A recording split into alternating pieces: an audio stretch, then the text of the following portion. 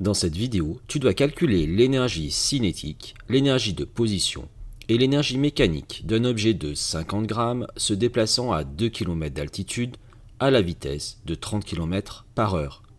L'intensité de la pesanteur G sur Terre sera prise égale à 9,8 Newton par kilogramme.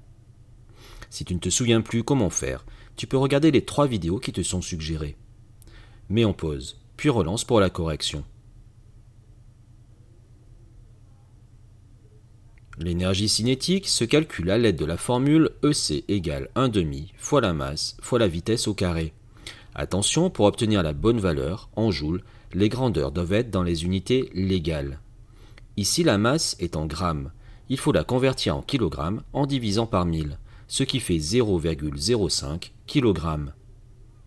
La vitesse est en kilomètres par heure. Il faut la convertir en mètres par seconde.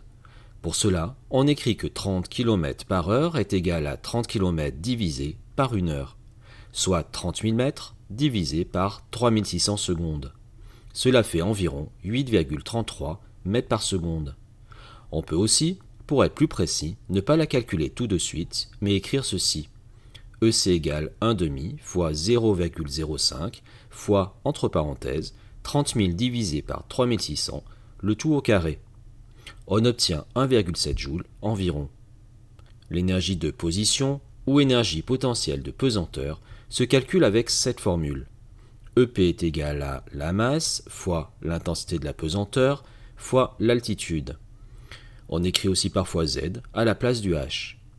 La masse vaut toujours ici 0,05 kg. G vaut 9,8 Newton par kilogramme. L'altitude vaut 2 km. Il faut la convertir dans l'unité légale, le mètre, ce qui fait 2000 mètres. On a donc EP égale 0,05 fois 9,8 fois 2000, ce qui fait 980 joules.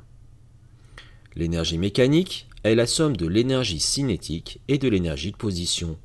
Elle vaut donc ici 980 plus 1,7, soit 981,7 joules.